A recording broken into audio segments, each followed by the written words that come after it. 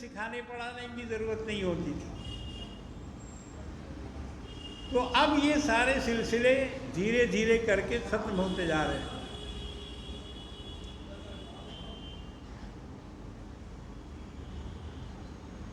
اور لوگوں میں بے خبری اور بے دینی کا ایک ماحول پیدا ہو گیا۔ اسی لیے ہمارے یہاں ذکر شہادت اور اصلاح معاشرہ کے جلسے کے ساتھ ساتھ سیرت نبوی جناب محمد رسول اللہ صلی اللہ تعالی علیہ وسلم کا بھی تذکرہ ہوتا ہے، تاکہ ہمارے بچوں کو یہ معلوم ہو کہ یہ حسن اور حسین کون ہیں، یہ کربلا کیا ہے۔ بہت سارے لوگوں کو یہ بھی معلوم نہیں ہے کہ تعزیہ کیا ہے۔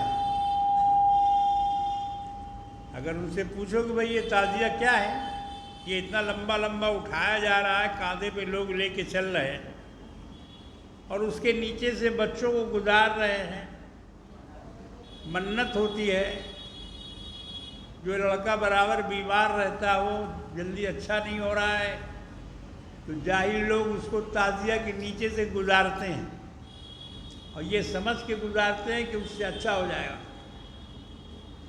حالانکہ یہ کوئی بات نہیں ہے، یہ کوئی دین کا مسئلہ نہیں ہے، بلکہ یہ ایک رواجی اور رسمی چیز ہے۔ اس کو نیچے سے گزارنے سے اچھا ہونے کا کوئی تعلق نہیں، اللہ تعالیٰ اچھا کرتے ہیں، شفا خدا کے ہاتھ میں ہے، نہ کہ تعزیہ کے نیچے گزرنے سے۔ اگر اللہ شفا نہیں دینا چاہتے ہیں وہ 1000 مرتبہ بھی گزار لو، نہیں اچھا ہوگا، اور اگر اللہ چاہتے ہیں تو گزارو چاہے مت گزارو پھر بھی اچھا ہوگا۔ تو میرے بزرگوں اور دوستوں، میں سیرت پاک سے اپنے بیان کا آغاز کر رہا ہوں۔ کملی والے آقا جناب محمد رسول اللہ صلی اللہ تعالی علیہ وسلم کی پیدائش 20 اپریل سن 500 500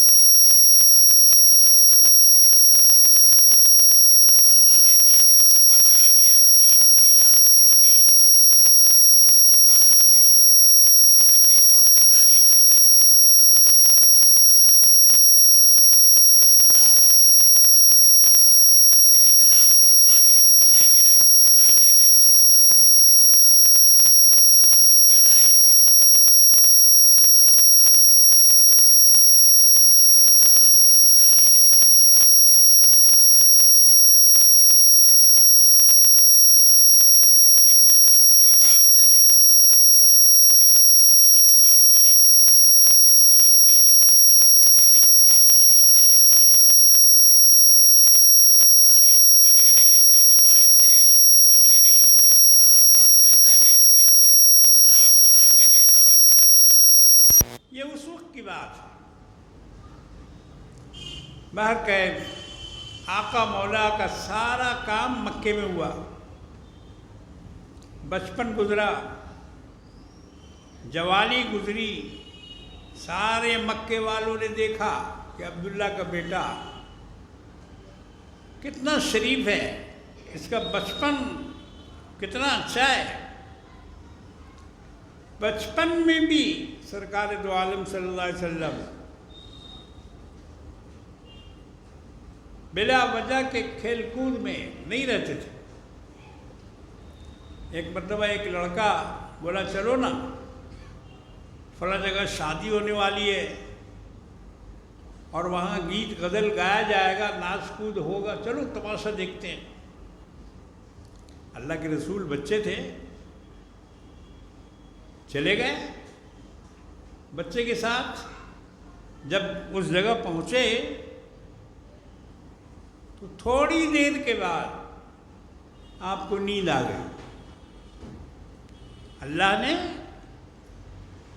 آپ پر نیند ڈال دی تاکہ وہاں جو کچھ ہو رہا ہے میرا پیغمبر اس سے بچا رہے۔ یہ خدا کی طرف سے انتظام ہوا کہ سو گئے جناب محمد رسول اللہ صلی اللہ تعالی علیہ وسلم، نیند آ گئی آپ کو۔ اسی طرح سے جوانی کے بھی بہت سارے واقعات ہیں، مگر میں ان کو آپ کو سنانا نہیں چاہتا اس لیے کہ وقت کم ہے اور بیان بہت لمبا ہے، اس لیے مختصراً عرض کر کے آگے بڑھ رہا ہوں کہ اماں خدیجہ رضی اللہ تعالی عنہ، انہوں نے جب دیکھا کہ یہ جوان بہت ہی شریف ہے، بہت ایماندار ہے، امانت دار ہے، تو خدیجہ نے اپنی تجارت کا مال حضور کے حوالے کیا کہ آپ لے جا کر اس کو بیچیے اور جو نفع ملے وہ ہمیں لا کے پہنچائیے۔ حضور نے تجارت شروع کر دی۔ حضور نے مسلمانوں کو بھی تجارت کرنے کو کہا ہے۔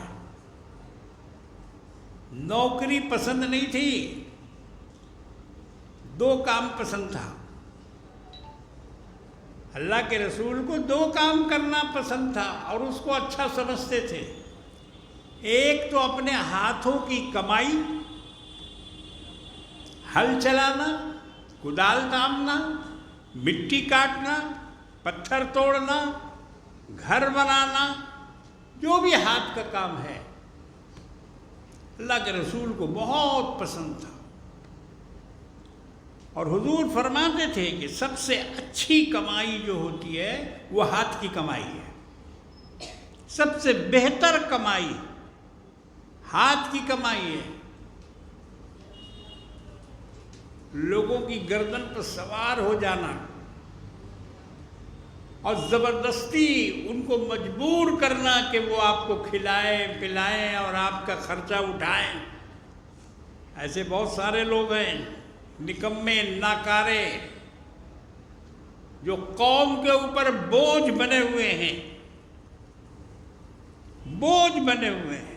وہ دھرتی کا بوجھ ہے، چاہے وہ مولوی ہو، چاہے مولانا ہو، چاہے سادھو ہو، چاہے پنڈت ہو، چاہے کوئی بھی ہو، اس کی کوئی کمائی نہیں، بیٹھا بیٹھا کھاتا ہے، مانگ مانگ کے کھاتا ہے اور لوگ اس کو کھلاتے بھی ہیں۔ یہ کمائی حضور کو پسند نہیں، دو کمائی کو آپ نے پسند کیا۔ ایک کمائی ہاتھ والی، ایک صحابی دیہات سے تشریف لائے ملاقات کے لیے، انہوں نے نبی کریم صلی اللہ علیہ وسلم سے مصافحہ کیا۔ یہ اسلامی قاعدہ ہے مصافحہ کرنا، آج کل لوگوں نے مصافحہ بھی چھوڑ دیا ہے، بہت کم۔ मौलवी मौलाना टाइप के लोग मुसाफा करते हैं, बाकी और मुलाकात होने पर बस खाली दांत निकाल देते हैं, कैसे हो, हाय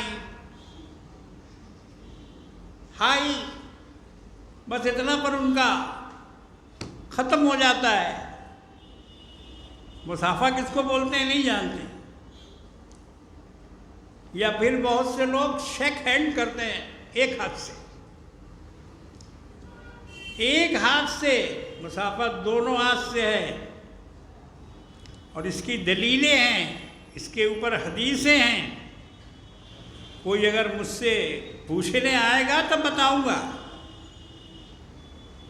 हज़रत अब्दुल्लाह इब्न मसऊद रज़ी अल्लाह ताला अन्हु से रिवायत है कि हुज़ूर नबी करीम सल्लल्लाहु अलैहि वसल्लम से मैं जब भी मुसाफा करता था, हुज़ूर अपने दोनों हाथ को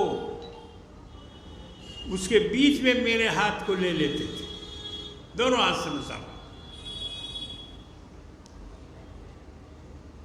तो ये इस्लामी तरीक़ा है। सहाबी ने आके मुसाफा किया तो हुजूर ने देखा कि उनके हाथ में बहुत गट्टे पड़े हुए। गट्टा जानते हो? ज़्यादा काम करने से, कुदाल चलाने से, हथौड़ी चलाने से हाथों में गट्टे पड़ जाते हैं, सख्त हो जाता है। तो हुजूर ने जब उनसे मुसाफा किया तो उनके हाथों में गट्टे थे। तो अल्लाह के रसूल ने कहा कि भाई तुम्हारे हाथ में इतने गट्टे हैं, क्या काम करते हो? कहा कि हुजूर मैं लकड़ियाँ काटता हूँ और बेचता हूँ। अल्लाह के रसूल ने उनके दोनों हाथ को बोसा दिया, बोसा दिया। आपने उन सहाबी के हाथ को चूमा और कहा कि वाह, अल्लाह तुम्हें बरकत अता फरमाए कि तुम अपने हाथ की कमाई खाते हो।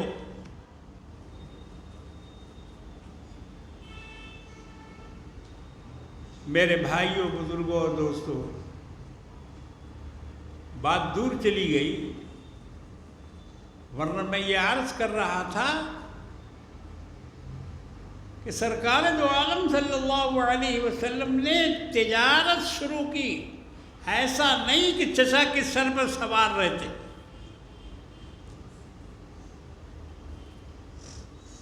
आपने अपने लिए तिजारत का रास्ता छोड़ा। मुसलमानों को भी तिजारत के लिए आका मौला ने नसीहत की है। याद रखो, हुजूर ने फरमाया कि तिजारत करो, बिजनेस करो, बिजनेस में बरकत है। नौकरी में क्या है? बंधी हुई तनख्वाह हर महीने मिल जाती है, न उसमें कोई कमी होती है न बेची होती है, उसमें बरकत नहीं है। अल्लाह के रसूल ने फरमाया कि तिजारत करो, तिजारत में बरकत है। आप दुनिया वालों का हाल पढ़िए, अखबारों में, किताबों में, सोशल मीडिया में, वीडियो में आप देखिए कि कैसे कैसे लोग तिजारत कर रहे हैं। हमारे गैर मुस्लिम भाई, उनको कितना तिजारत का शौक़ है। किसी का बकरी का फार्म है, बकरी का फार्म है, बकरी रखता है, बकरी बेचता है, उसको पालता है, उसकी खिदमत करता है। मुर्गी का फार्म है, बकरी का फार्म है, खेती है। करोड़ों रुपए वो लोग कमा रहे हैं, करोड़ों, खेती से, फार्म से। अजीब अजीब कारोबार है भाई, देख के दिमाग घूम जाता है। मोती का कारोबार सोचिए, सीप पालता है, सीप की परवरिश करते हैं लोग और उसमें से मोती निकालते हैं, सालाना लाखों लाख का नफा हासिल करते हैं। ये तिजारत मामूली चीज़ नहीं है। करके तो देखो, पहले मेहनत करनी होगी, دل لگانا پڑے گا، مال خرچ کرنا ہوگا، اور جو لوگ یہ کام کر رہے ہیں ان سے رابطہ رکھنا ہوگا، ان سے معلومات حاصل کرنی ہوگی. تب آپ دیکھیں گے کہ تجارت کا کیا فائدہ ہوتا ہے. کبھی کبھی نقصان بھی ہوتا ہے، ہر چیز میں ہے نفع نقصان.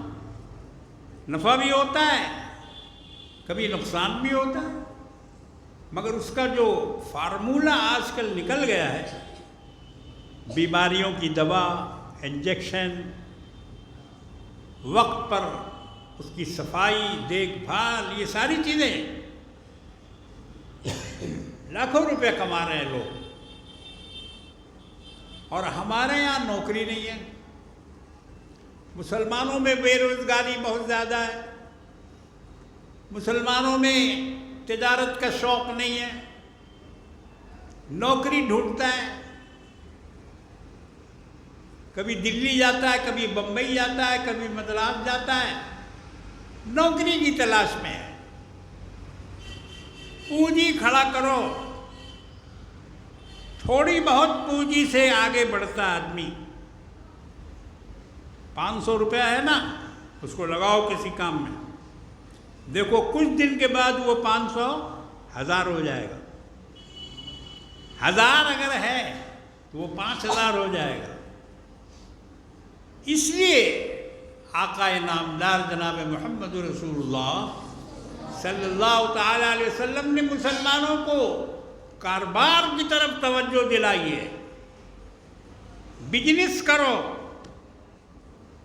چنانچہ آپ کے خلیفہ جن کا تذکرہ انشاءاللہ آپ کے سامنے آئے گا، اول خلیفہ، سب سے پہلے خلیفہ، خلیفتہ بلا فصل. آج اگر کوئی مائک لگا کے چلائے کہ خلیفتہ بلا فصل حضرت علی ہے، تو اس کے چلانے کا کوئی فائدہ نہیں. بولتے رہو، تم اپنے یہاں بیٹھ کے بولتے رہو خلیفتہ بلا فصل، مگر جن کو خلیفہ بننا تھا وہ بن گئے، وہ بن گئے، اور دنیا نے ان کو مان لیا. کسی کے کہنے سے کچھ نہیں ہوتا ہے. آپ کہتے رہیے، اذان میں کہیے، نماز میں کہیے، تکبیر میں کہیے، اقامت میں کہیے خلیفتہ بلا فصل، مگر آپ کے کہنے سے تھوڑی ہو جائے گا. جو خلیفتہ بلا فصل ہے وہ ہے، اور وہ ہے صدیق اکبر رضی اللہ تعالی. حضرت ابو بکر یہ رسول اللہ کے جانشین ہیں، یہ حضور کے دوست ہیں. اگرچہ عمر میں 2 سال کے چھوٹے ہیں، مگر مکے کے ساتھی، بچپن کے ساتھی. شادی بیاہ میں حضور کی جو شادی ہوئی اماں خدیجہ سے، اس میں سارا خرچہ ابو بکر نے دیا. دولہے کا جو لباس پہن کر رسول اللہ تشریف لے گئے تھے، تو وہ کرتا بھی ابو بکر نے بنا کے دیا تھا. اس قدر قربت تھی سرکار دو عالم صلی اللہ علیہ وسلم میں اور ابو بکر میں. آج بھی گنبد خضرا کے نیچے کون لیٹا ہوا ہے پیغمبر کے ساتھ؟ ابو بکر کو یار غار کہا جاتا ہے، مگر صرف یار غار نہیں ہے، وہ یار گنبد بھی ہیں، یار مزار بھی ہیں. اور قیامت کے دن حضور نے فرمایا، ایک طرف عمر بیٹھے ہوئے ہیں، ایک طرف ابو بکر بیٹھے ہوئے ہیں کسی مجلس میں. حضور نے دونوں کا ہاتھ پکڑا، دائنی طرف ابو بکر کا ہاتھ پکڑا، بائیں طرف عمر کا ہاتھ پکڑا، اور ہاتھ پکڑ کر آپ ان دونوں کا ہاتھ پکڑ کر کھڑے ہوئے. بیٹھے ہوئے تھے، کھڑے ہوئے، اور فرمایا ھذا کنا نبعث یوم القیامہ. ہاکذا، اسی طرح ہم قیامت کے دن بھی اپنے اپنے قبروں سے اٹھیں گے. یعنی ایک طرف ابو بکر ہوں گے اور دوسری طرف حضرت عمر ہوں گے. باہر کہ اس شادی میں زبردست حصہ لیا سیدنا ابو بکر رضی اللہ تعالیٰ عنہ. 40 سال کے بعد آپ کو نبوت ملی، بچے پیدا ہوئے.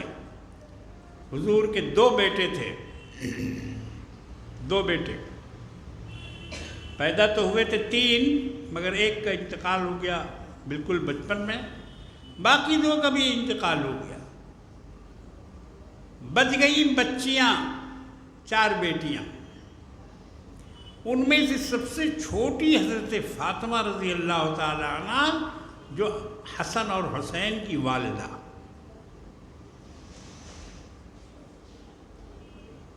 نبوت ملی، کچھ سمجھ میں نہیں آیا کہ یہ کیا معاملہ ہوا. غار حرا میں بیٹھے ہوئے ہیں، فرشتہ آتا ہے، سینے سے دباتا ہے، کچھ پڑھنے کو کہتا ہے، پڑھیے اقرأ بسم ربک الذی خلق. یہ پوری 5 آیتیں پڑھواتا ہے. حضور نبی کریم صلی اللہ علیہ وسلم گھبرا گئے. آپ اپنے گھر واپس پہنچے تو کانپ رہے تھے، کچھ سمجھ میں نہیں آ رہا تھا کہ یہ کیا ہے. اماں خدیجہ رضی اللہ تعالی عنہ اگرچہ بیچاری زیادہ پڑھی لکھی نہیں تھی، لیکن ہوشیار سمجھدار عورت تھی. انہوں نے کہا کہ یہ کوئی بھوت پریت کا معاملہ تو نہیں لگتا. بھوت پریت کا معاملہ نہیں ہے، آپ کے اوپر کوئی آسیب نہیں ہے، لیکن چلیے ہمارے ایک چچا رکھتے ہیں رشتے میں، بہت پڑھے لکھے، توریت انجیل کے فاضل ہیں. ان کا نام تھا ورقہ ابن نوفل. آپ لوگوں نے بھی کتابوں میں پڑھا ہوگا، دینی تعلیم کے رسالہ نمبر 2 میں ہے. ورقہ بن نوفل، ان کے پاس اماں خدیجہ رضی اللہ تعالی عنہ لے گئی.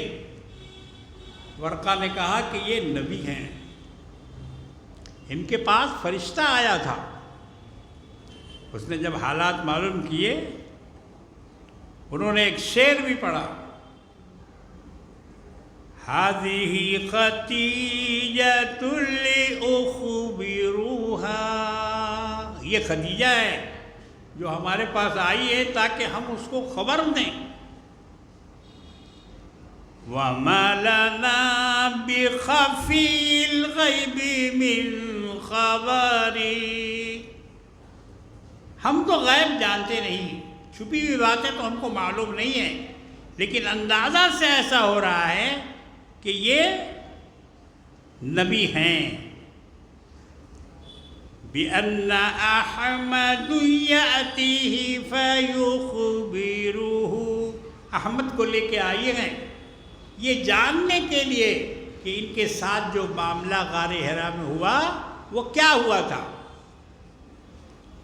اب دیکھو ورقہ کیا کہتے ہیں آخر میں، جبریل انک مبعوث الی البشر.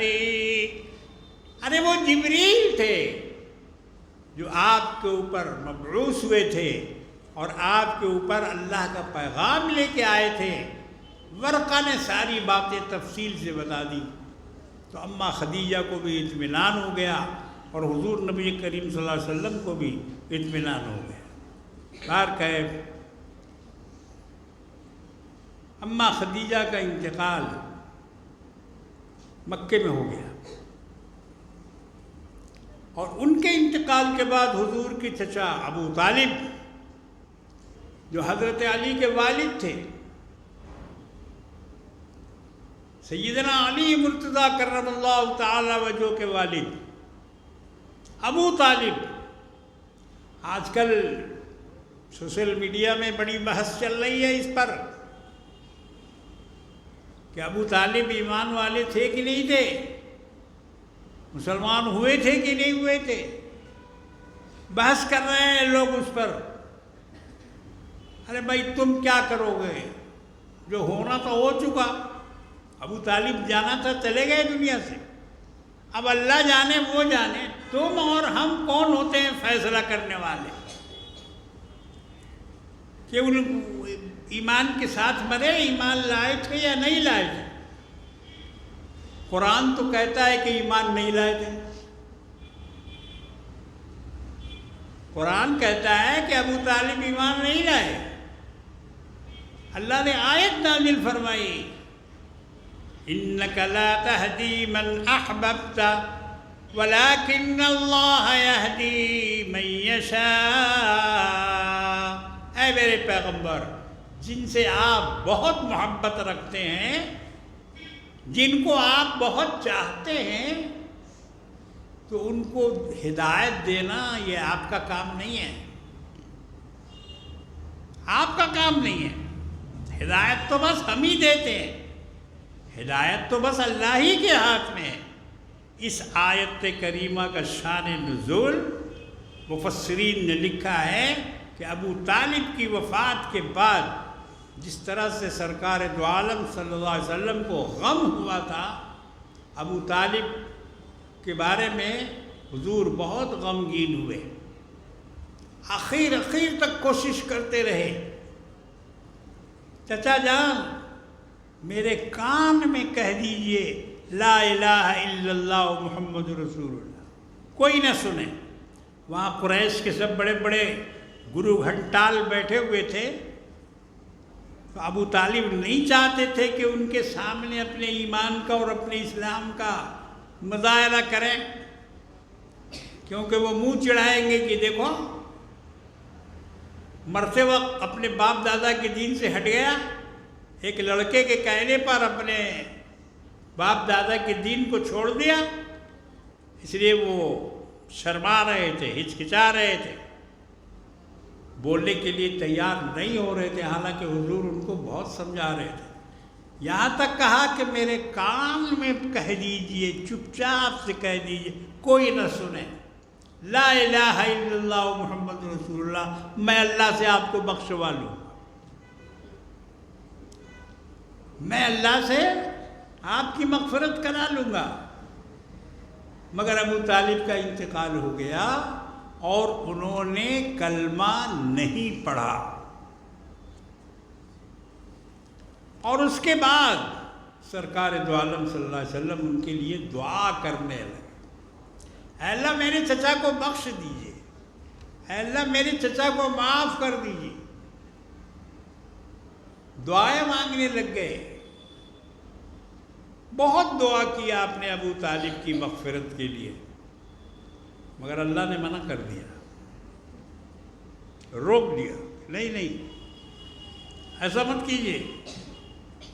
اللہ نے فرمایا قرآن کریم کے 11ویں سپارے میں فرمایا، ما كان للنبي والذين آمنوا أن يستغفروا للمشركين، نبی کے لیے اور ایمان والوں کے لیے یہ بات زیب نہیں دیتی کہ وہ مشرکین کے لیے مغفرت کی دعا مانگے۔ ما كان للنبي والذين آمنوا أن يستغفروا للمشركين، آگے فرمایا وَلَوْ كَانُوا أُولِي قُرْبَىٰ، چاہے وہ جتنا ہی قریبی رشتہ دار ہو، کتنا ہی قریبی رشتہ دار ہو، مغفرت کی دعا نہ مانگیں۔ جب حضور اپنے چچا کے لیے مغفرت کی دعا مانگنے لگ گئے تو صحابہ بھی اپنے اپنے مرے ہوئے دادا پردادا چچا جن کا بھی انتقال کفر کی حالت میں ہوا تھا، ان سبوں کے لیے دعا مانگنے لگ گئے۔ حضور کو دیکھ کر تو اللہ نے دونوں کو منع کیا، ما کان للنبی، نبی کے لیے بھی یہ بات زیب نہیں دیتی، والذین آمنوا، اور مومنوں کو بھی یہ بات زیب نہیں دیتی. دونوں کا تذکرہ اللہ نے ایک ساتھ فرمایا. بہرکیف وقت ختم ہو چکا ہے اور واقعہ بڑا لمبا ہے.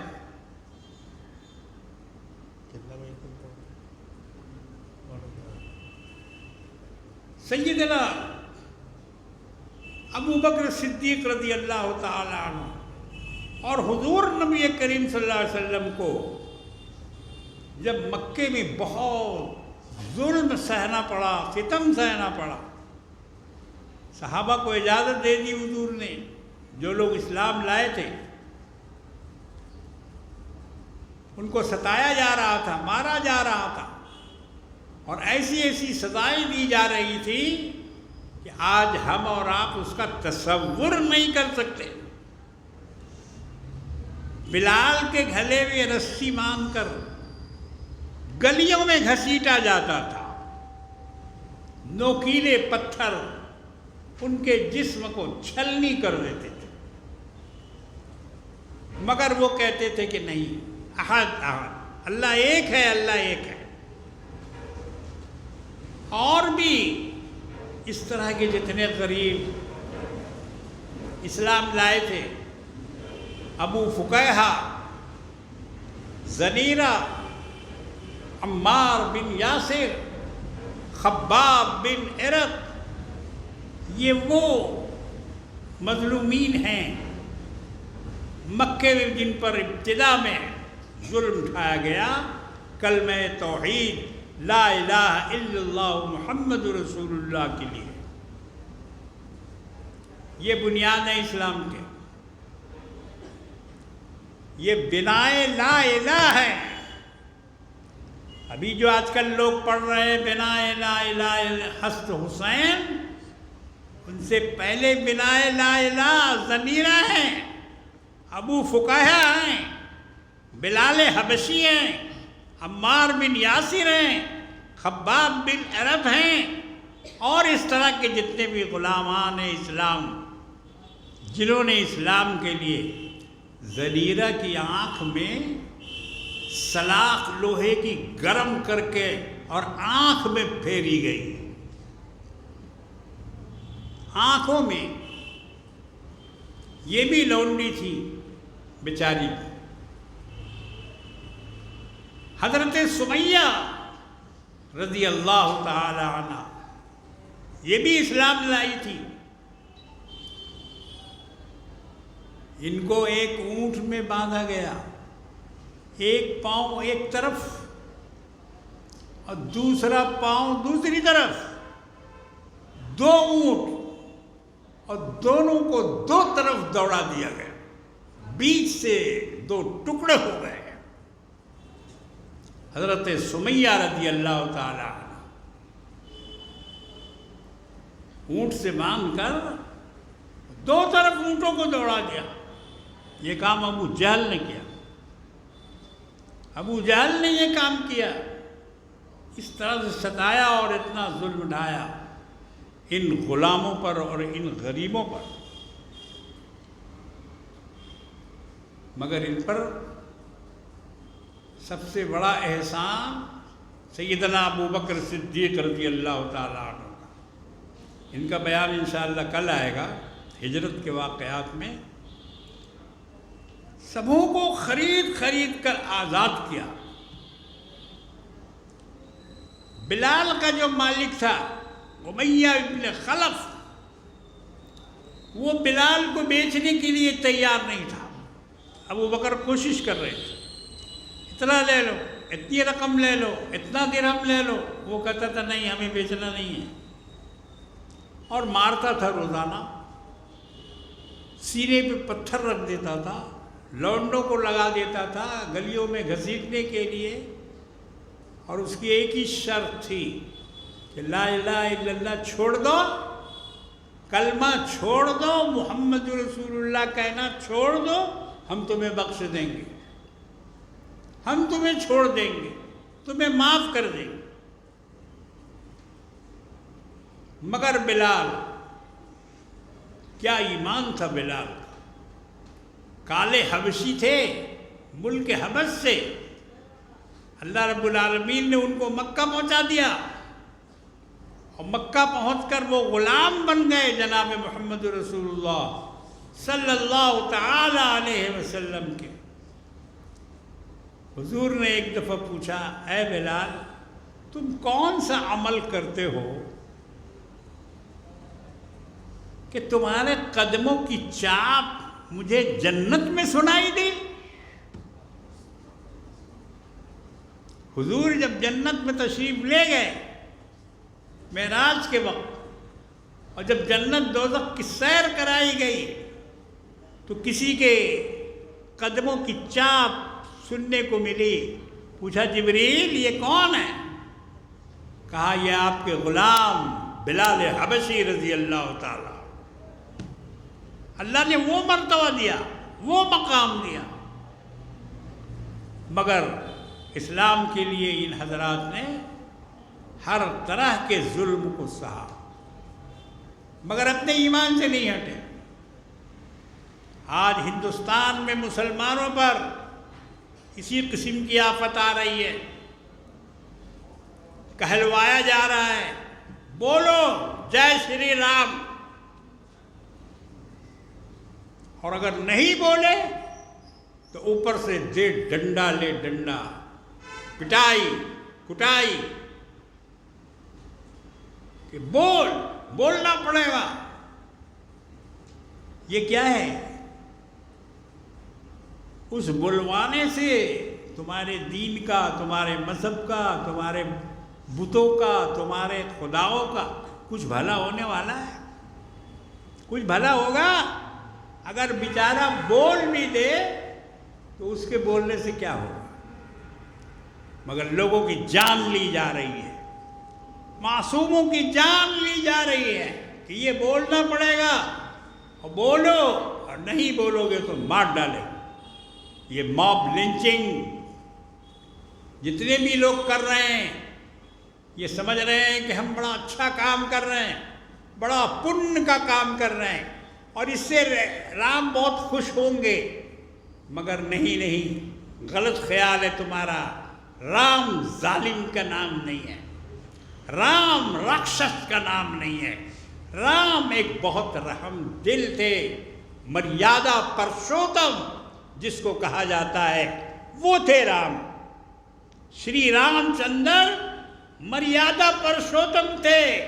ان کے نام پر لوگوں کو مارنے والوں، تم رام کے پجاری نہیں ہو بلکہ تم ان کے انکاری ہو. انکاری ہو، تم ان کو نہیں مانتے ہو، ان کو مریادہ پرشوتم نہیں مانتے ہو. اس لیے ان کے نام پر تم غریبوں، مسافروں، اکیلے چلنے والوں، راستے میں سفر کرنے والوں، ٹرین پہ جانے والوں، ان کے ساتھ تم یہ ظلم ڈھا رہے ہو.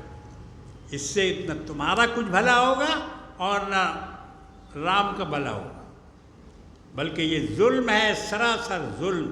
یہ پاپ ہے، پاپ کی گٹھری اپنے سر پر باندھ کے لے جاؤ گے، اور یہ پاپ تمہیں نرک میں پہنچائے گا. تمہارا ایشور، تمہارا پیدا کرنے والا، تمہارا خدا، تمہارا اللہ تم کو معاف نہیں کرے گا. کسی کی جان لینا آسان نہیں ہے. انسان کے جان کی بڑی قیمت ہے. انسان اشرف المخلوقات ہے. اس لیے میرے بھائیوں، بزرگوں اور دوستوں، بلال حبشی کی طرف دیکھیے کہ اتنا ظلم ان پر ڈھایا گیا مگر وہ اپنے ایمان سے نہیں ہٹے. آج مسلمانوں کو یہ سبق لینا چاہیے کہ ہم اپنے ایمان کو نہیں چھوڑیں گے، چاہے جو بھی ہو جائے میرے ساتھ. میرے بال بچے مار دیے جائیں، میرا گھر جلا دیا جائے، میرا مال لوٹ لیا جائے، میری جان ختم کر دی جائے، لیکن ہمارے دل سے ایمان نہیں نکلے گا اور ہمارے دل سے توحید نہیں نکلے گا. ہر مسلمان کو یہ عہد کرنا چاہیے اور یہ ماننا چاہیے. آئیے اب ہم مل کر دعا کر لیں اور اس جلسے کو دعا پہ ختم کریں. الحمدللہ رب العالمین والعاقبۃ للمتقین والصلاة والسلام على رسوله الأمين وعلى آله وأصحابه أجمعين إله العالمین رب العالمین ارحم الراحمین۔ اپنے فضل و کرم کے صدقے اور طفیل پروردگار ہم گناہ گاروں کے جملہ گناہوں کو بخش دے، معاف فرما۔ اے اللہ ہم سب پہ اپنا رحم و کرم فرما۔ اے اللہ ہم میں سے جو بیمار چل رہے ہیں اللہ ان بیماروں کو شفا عاجلہ کاملہ عطا فرما۔ جو پریشان حال ہیں ان کی پریشانیوں کو دور فرما۔ یا اللہ جتنے لوگ ہمارے ساتھ ہاتھ اٹھائے ہوئے ہیں، گھروں میں ہماری ماں بہنیں ہمارے ساتھ ہاتھ اٹھائے ہوئے ہیں، ہمارے ساتھ دعاؤں میں شریک ہیں، اے اللہ ان سب کے دل کی آرزو کو تو جانتا ہے۔ اے اللہ تو سب کی مرادوں سے واقف ہے۔ اے اللہ ہر ایک کی سچی مراد کو پورا فرما دے۔ اے اللہ سب کی بیماروں کو شفا عطا فرما۔ یا اللہ رزق عطا فرما، رزق میں خیر و برکت عطا فرما۔ یا اللہ دارالقرآن مدرسہ عظمتیہ اور اس کی شاخوں کو دن دونی رات چوگونی عروج و ترقی عطا فرما۔ اس کے عروج و ترقی کو استحکام اور پائیداری نصیب فرما۔ یا اللہ اس مدرسے سے جس طرح دین کی تبلیغ کی جا رہی ہے، اللہ کی باتیں اور اللہ کے رسول کی باتیں بیان کی جا رہی ہیں، اے اللہ اس بیان کو قبول فرما۔ یا اللہ اس میں اخلاص عطا فرما۔ یا اللہ اپنی رحمت کے صدقے یا اللہ ہم گناہگاروں کی جملہ دعاؤں کو قبول فرما۔ ربنا تقبل منا انک انت السمیع العلیم وتب علینا انک انت التواب الرحیم، وصلی اللہ تعالی علی خیر خلقہ محمد وعلی آلہ واصحابہ اجمعین برحمتک یا ارحم الراحمین۔